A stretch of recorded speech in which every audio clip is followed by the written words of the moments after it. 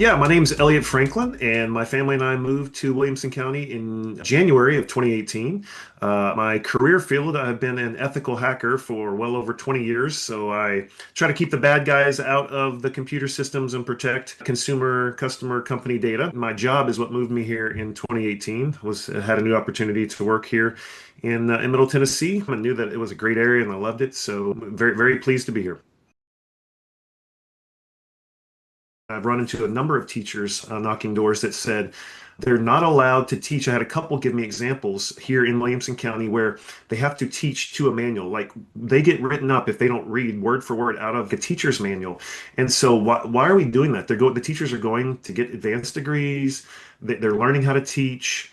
But yet they get written up if they don't read. So I checked, well, is this a state law? No, it's not. It is a policy we have written here in Williamson County. Why are we micromanaging them?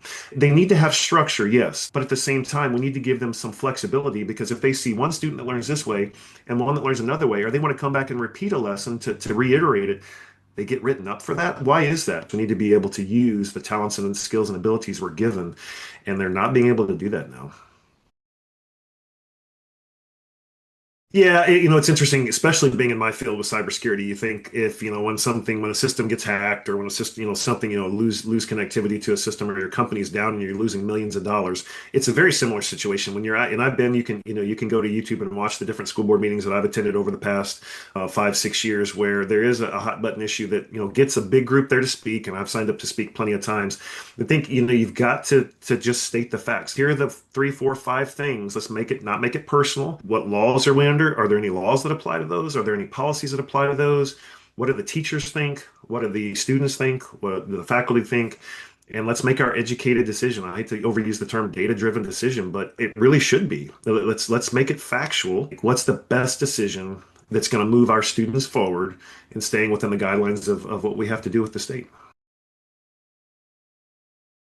You can look at all the different wish lists from all your administrators in your campuses.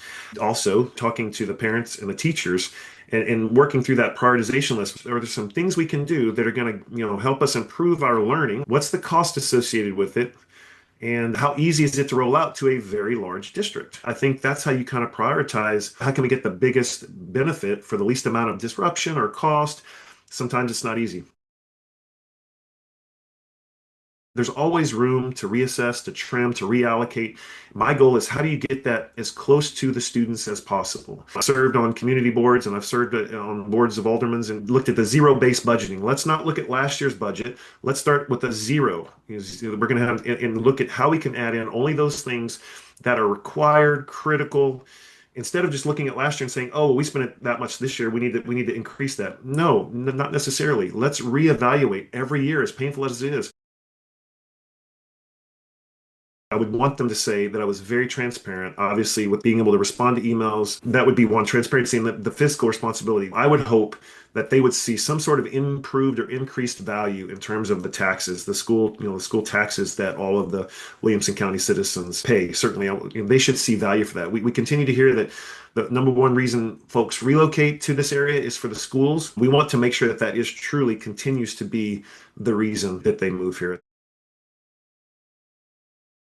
I do have 6 kids. I've done all three. I've done public school, private school, and homeschool. So I understand. I come with that perspective of kind of the bests and the challenges from all three and being able to use those. I do have, both my parents were educators, school teachers, and so I've got that background. I bring all that to the table in terms of being able to really make, hopefully data-driven decisions that can help improve test scores in terms of the learning, improving our learning, making sure we're getting the most for our dollars, our tax dollars, and that continues to be that we would excel, that we would be the number one district, in all of Tennessee, and that would be my goal.